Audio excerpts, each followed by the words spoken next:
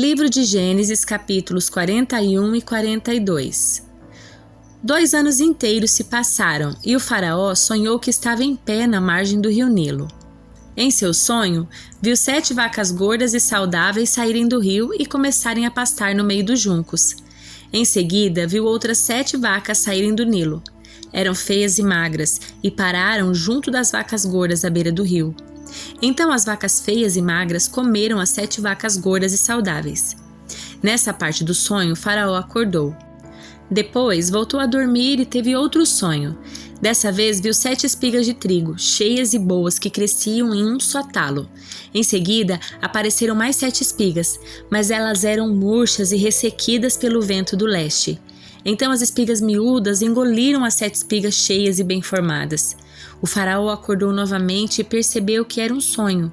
Na manhã seguinte, perturbado com os sonhos, Faraó chamou todos os magos e os sábios do Egito. Contou-lhes os sonhos, mas ninguém conseguiu interpretá-los. Por fim, o chefe dos copeiros se pronunciou. Hoje eu me lembrei do meu erro, disse ao faraó. Há algum tempo atrás, o Senhor se irou com o chefe dos padeiros e comigo e mandou prender-nos no palácio do capitão da guarda. Certa noite, o chefe dos padeiros e eu tivemos cada um sonho e cada sonho tinha seu significado. Estava conosco na prisão um rapaz hebreu que era escravo do capitão da guarda. Contamos a ele nossos sonhos e ele explicou o que cada um significava. Tudo aconteceu exatamente como ele havia previsto. Fui restaurado ao meu cargo de chefe dos copeiros e o chefe dos padeiros foi enforcado em público. Na mesma hora, Faraó mandou chamar José e ele foi trazido depressa da prisão. Depois de barbear-se e trocar de roupa, apresentou-se ao faraó. Disse o faraó a José: Tive um sonho essa noite e ninguém aqui conseguiu me dizer o que ele significa. Soube, porém, que ao ouvir um sonho você é capaz de interpretá-lo. José respondeu: Essa capacidade não está em minhas mãos, mas Deus pode revelar o significado ao faraó e acalmá-lo. Então o faraó contou o sonho a José. Em meu sonho, eu estava em pé na margem do rio Nilo. Vi 7 vacas gordas e saudáveis saírem do rio e começarem a pastar no meio dos juncos. Em seguida, vi saírem do rio 7 vacas feias e magras que pareciam doentes. Nunca vi animais tão horríveis em toda a terra do Egito. Essas vacas feias e magras comeram as 7 vacas gordas. Contudo, não parecia que haviam acabado de comer as outras vacas, pois continuavam tão magras e feias quanto antes. Então acordei. Em meu sonho, também vi 7 espigas de trigo, cheias e boas, que cresciam em um só talo. Em seguida, apareceram outras 7 espigas, mas elas eram murchas, miúdas e ressequidas pelo vento do leste. As espigas miúdas engoliram as 7 espigas saudáveis. Contei os sonhos aos magos, mas ninguém foi capaz de dizer o que significam. José respondeu: Os 2 sonhos do faraó significam a mesma coisa. Deus está dizendo ao faraó de antemão o que ele vai fazer. As 7 vacas saudáveis e as 7 espigas de trigo cheias representam 7 anos de prosperidade. As 7 vacas feias e magras e as 7 espigas miúdas e ressequidas pelo vento do leste representam 7 anos de fome. Acontecerá exatamente como eu descrevi, pois Deus revelou ao faraó de antemão o que ele vai fazer. Os próximos 7 anos serão um período de grande prosperidade em toda a terra do Egito. Depois haverá 7 anos de fome tão grande que toda essa prosperidade será esquecida no Egito, pois a fome destruirá a terra. A escassez de alimentos será tão terrível que apagará até a lembrança dos anos de fartura. Quanto ao fato de terem sido 2 sonhos parecidos, significa que esses acontecimentos foram decretados por Deus e ele os fará ocorrer em breve. Portanto, o faraó deve encontrar um homem inteligente e sábio e encarregá-lo de administrar o Egito. O faraó também deve nomear supervisores sobre a terra, para que recolham 1/5 de todas as colheitas durante os 7 anos de fartura. Encarregue-os de juntar todo o alimento produzido nos anos bons que virão e levá-lo para os armazéns de Faraó. Mande-os estocar e guardar os cereais para que haja mantimentos nas cidades. Desse modo, quando os 7 anos de fome vierem sobre a terra do Egito, haverá comida suficiente. Assim a fome não destruirá a terra. O faraó e seus oficiais gostaram das sugestões de José. Por isso, o faraó perguntou aos oficiais: Será que encontraremos alguém como este homem? Sem dúvida há nele o Espírito de Deus. Então faraó disse a José: Uma vez que Deus lhe revelou o significado dos sonhos, é evidente que não há ninguém tão inteligente ou sábio quanto você. Ficará encarregado de minha corte e todo o meu povo obedecerá às suas ordens.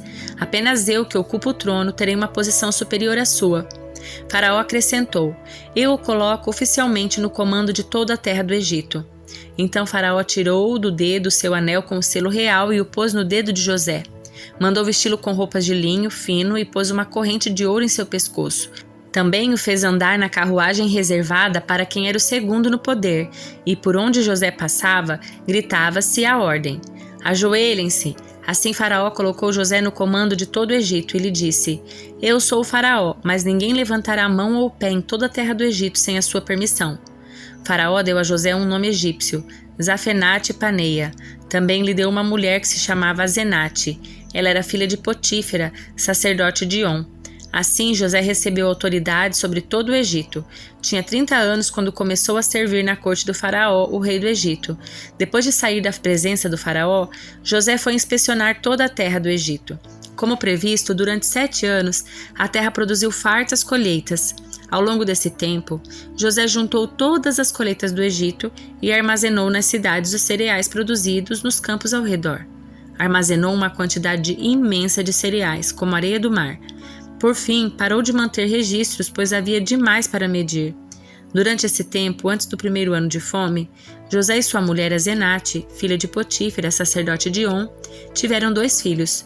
José chamou o filho mais velho de Manassés, pois disse: Deus me fez esquecer todas as minhas dificuldades e toda a família do meu pai. José chamou o segundo filho de Efraim, pois disse: Deus me fez prosperar na terra da minha aflição. Por fim, terminaram os 7 anos de colheitas fartas em toda a terra do Egito, e começaram os 7 anos de fome, como José havia previsto. A fome também afetou as regiões vizinhas, mas havia alimento de sobra em todo o Egito. Depois de algum tempo, porém, a fome também se espalhou pelo Egito. Quando o povo clamou ao faraó para que lhe desse alimento, ele respondeu a todos os egípcios: dirijam-se a José e sigam as instruções dele. Quando faltou alimento em toda parte, José mandou abrir os armazéns e vendeu cereais aos egípcios, pois a fome era terrível em toda a terra do Egito. Gente de todos os lugares ia ao Egito comprar cereais de José, pois a fome era terrível no mundo inteiro. Quando Jacó soube que no Egito havia cereais, disse a seus filhos: por que vocês estão aí parados, olhando uns para os outros? Ouvi dizer que há cereais no Egito. Desçam até lá e comprem cereais em quantidade suficiente para nos mantermos vivos. Do contrário, morreremos. Então os 10 irmãos mais velhos de José desceram ao Egito para comprar cereais. Mas Jacó não deixou Benjamim, o irmão mais novo de José, ir com eles, pois tinha medo de que algum mal lhe acontecesse. Os filhos de Jacó chegaram ao Egito junto com outros para comprar mantimentos, porque também havia fome em Canaã. Uma vez que José era governador do Egito e o encarregado de vender cereais a todos, foi a ele que seus irmãos se dirigiram. Quando chegaram, curvaram-se diante dele com o rosto no chão. José reconheceu os irmãos de imediato, mas fingiu não saber quem eram e lhes perguntou com aspereza: de onde vocês vêm? Da terra de Canaã, responderam eles. Viemos comprar mantimentos. Embora José tivesse reconhecido seus irmãos, eles não o reconheceram. José se lembrou dos sonhos que tivera a respeito deles muitos anos antes e lhes disse: vocês são espiões. Vieram para descobrir os pontos fracos da nossa terra. Não, meu senhor, responderam eles. Seus servos vieram apenas comprar mantimentos. Somos todos irmãos, membros da mesma família. Somos homens honestos, meu senhor, e não espiões. Mas José insistiu: são espiões sim. Vieram para descobrir os pontos fracos da nossa terra. Eles disseram: Senhor, na verdade, nós, seus servos, éramos 12 irmãos, todos os filhos de um homem que vive na terra de Canaã. Nosso irmão mais novo está em casa com meu pai, e um de nossos irmãos já não está conosco. José, porém, continuou a insistir: como eu disse, vocês são espiões, mas há uma forma de verificar sua história. Juro pela vida do faraó que vocês só deixarão o Egito quando seu irmão mais novo vier para cá. Um de vocês deve buscá-lo, os outros ficarão presos aqui. Então veremos se sua história é verdadeira ou não. Pela vida do faraó, se não tiverem um irmão mais novo, saberei com certeza que são espiões. Então José os colocou na prisão por 3 dias. No 3º dia, José lhes disse: sou um homem temente a Deus, façam o que eu direi e viverão. Se são mesmo homens honestos, escolha um de seus irmãos para continuar preso. Os demais podem voltar para casa com cereais para seus parentes que estão passando fome. Tragam-me, porém, o seu irmão mais novo. Com isso, provarão que estão dizendo a verdade e não morrerão. Eles concordaram e, conversando entre si, disseram: É evidente que estamos sendo castigados por aquilo que fizemos a José tanto tempo atrás. Vimos sua angústia quando ele implorou por sua vida, mas nós o ignoramos, por isso estamos nessa situação difícil. Rubem disse: Não lhes falei que não pecassem contra o rapaz, mas vocês não quiseram me ouvir. Agora temos de prestar contas pelo sangue dele. Não sabiam, porém, que José os entendia, pois falava com eles por meio de um intérprete. José se afastou dos irmãos e começou a chorar. Quando se recompôs, voltou a falar com eles. Escolheu Simeão e mandou amarrá-lo diante dos demais. Em seguida, José ordenou que os seus servos enchessem de cereais os sacos que os irmãos haviam trazido e, em segredo, devolvessem o pagamento, colocando o dinheiro na boca de cada saco. Também mandou que lhes dessem mantimentos para a viagem e assim fizeram. Os irmãos colocaram os sacos de cereal sobre seus jumentos e partiram de volta para casa. Contudo, quando um deles abriu a bagagem a fim de pegar cereal para seu jumento, encontrou o dinheiro na boca do saco. Vejam só, exclamou para os seus irmãos, devolveram meu dinheiro. Está aqui no saco. O coração deles desfaleceu e, tremendo, disseram uns aos outros: O que Deus fez conosco? Quando os irmãos chegaram à casa de Jacó, seu pai, relataram-lhe tudo o que havia acontecido com eles. Disseram: O homem que governa o país falou conosco asperamente e nos acusou de sermos espiões em sua terra. Mas nós lhe garantimos: somos homens honestos e não espiões. Somos 12 irmãos, filhos do mesmo pai. Um de nossos irmãos já não está conosco e o mais novo está em casa com nosso pai na terra de Canaã. Então o homem que governa o país disse: Saberei com certeza se vocês são homens honestos da seguinte forma: Deixem um dos seus irmãos comigo e voltem para casa levando cereais para seus parentes que estão passando fome. Tragam-me, porém, seu irmão mais novo e saberei que são homens honestos e não espiões.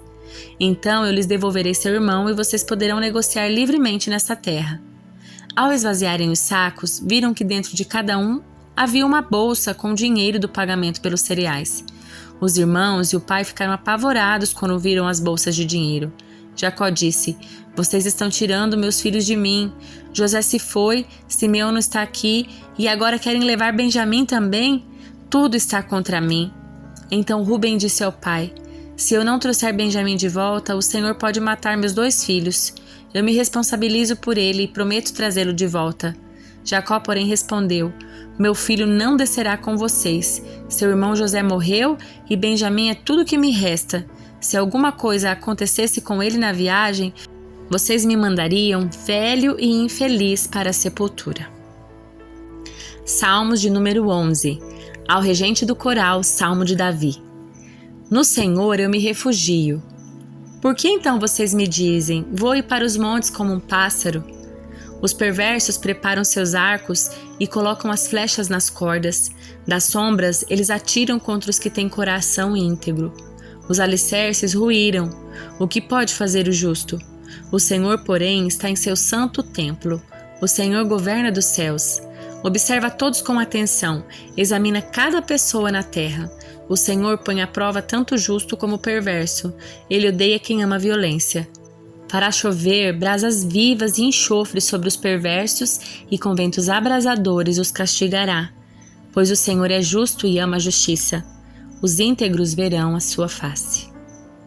Evangelho de Mateus, capítulo 21. Quando já se aproximavam de Jerusalém, Jesus e seus discípulos chegaram a Betfagé, no Monte das Oliveiras. Jesus enviou na frente 2 discípulos.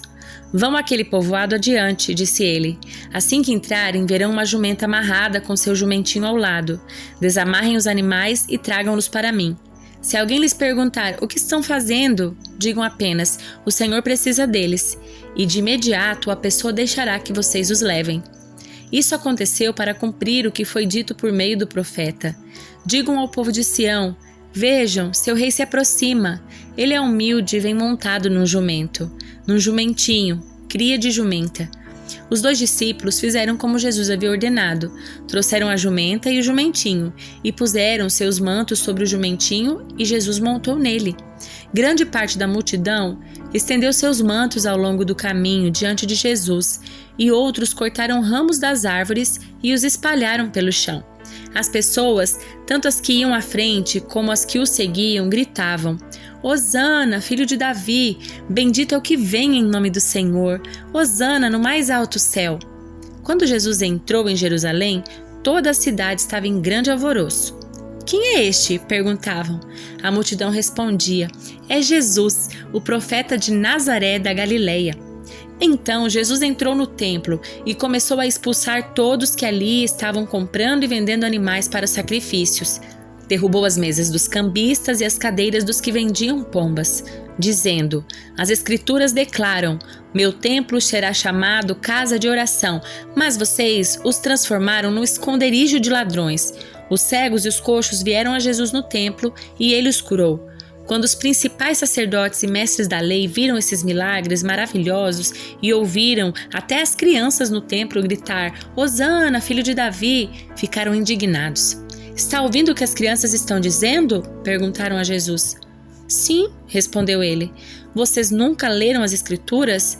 Elas dizem: ensinastes crianças e bebês a te dar louvor. Então ele voltou a Betânia, onde passou a noite. De manhã, enquanto voltava para Jerusalém, Jesus teve fome. Encontrando uma figueira à beira do caminho, foi ver se havia figos, mas só encontrou folhas. Então disse à figueira: nunca mais dê frutos. No mesmo instante, a figueira secou. Quando os discípulos viram isso, ficaram admirados e perguntaram: como a figueira secou tão depressa? Jesus respondeu: eu lhes digo a verdade. Se vocês tiverem fé e não duvidarem, poderão fazer o mesmo que fiz com esta figueira e muito mais. Poderão até dizer a este monte: levante-se e atire-se no mar, e isso acontecerá. Se crerem, receberão qualquer coisa que pedirem em oração. Quando Jesus voltou ao templo e começou a ensinar, os principais sacerdotes e líderes do povo vieram até ele e perguntaram: com que autoridade você faz essas coisas? Quem lhe deu esse direito? Jesus respondeu: eu lhes direi com que autoridade faço essas coisas se vocês responderem a uma pergunta. A autoridade de João para batizar vinha do céu ou era apenas humana? Eles discutiram a questão entre si. Se dissermos que vinha do céu, ele perguntará por que não cremos em João. Mas se dissermos que era apenas humana, seremos atacados pela multidão, pois todos pensam que João era profeta. Por fim, responderam a Jesus: não sabemos. E Jesus replicou: então eu também não direi com que autoridade faço essas coisas. A parábola dos 2 filhos. O que acham disto? Um homem que tinha 2 filhos disse ao mais velho: filho, vá trabalhar no vinhedo hoje. O filho respondeu: não vou. Mas depois mudou de ideia e foi. Então o pai disse ao outro filho: vá você. E ele respondeu: sim, senhor, eu vou. Mas não foi. Qual dos 2 obedeceu ao pai? Eles responderam: o primeiro. Então Jesus explicou: eu lhes digo a verdade. Cobradores de impostos e prostitutas entrarão no reino de Deus antes de vocês, pois João veio e mostrou o caminho da justiça, mas vocês não creram nele. Enquanto cobradores de impostos e prostitutas creram. E mesmo depois de verem isto, vocês se recusam a mudar de ideia e crer nele.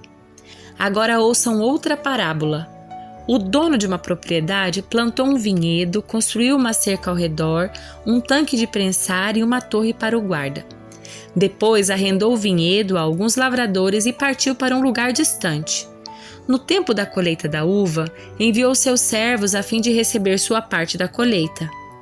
Os lavradores agarraram os servos, espancaram um deles, mataram o outro e apedrejaram o terceiro. Então o dono da propriedade enviou um grupo maior de servos para receber a parte dele, mas o resultado foi o mesmo. Por fim, o dono enviou seu filho, pois pensou: certamente respeitarão meu filho. No entanto, quando os lavradores viram o filho, disseram uns aos outros: aí vem o herdeiro da propriedade, vamos matá-lo e tomar posse dessa terra. Então o agarraram, o arrastaram para fora do vinhedo e o mataram. Quando o dono da terra voltar, o que vocês acham que ele fará com aqueles lavradores? Perguntou Jesus. Os líderes religiosos responderam: ele os matará cruelmente e arrendará o vinhedo para outros, que lhe darão sua parte depois de cada colheita. Então Jesus disse: Vocês nunca leram nas Escrituras? A pedra que os construtores rejeitaram se tornou a pedra angular. Isso é obra do Senhor e é maravilhosa de ver. Eu lhes digo que o reino de Deus lhes será tirado e entregue a um povo que produzirá os devidos frutos. Quem tropeçar nesta pedra será despedaçado, e aquele sobre quem ela cair será reduzido a pó. Quando os principais sacerdotes e fariseus ouviram essa parábola, perceberam que eles eram os lavradores maus a que Jesus se referia. Queriam prendê-lo, mas tinham medo das multidões, pois elas o consideravam um profeta.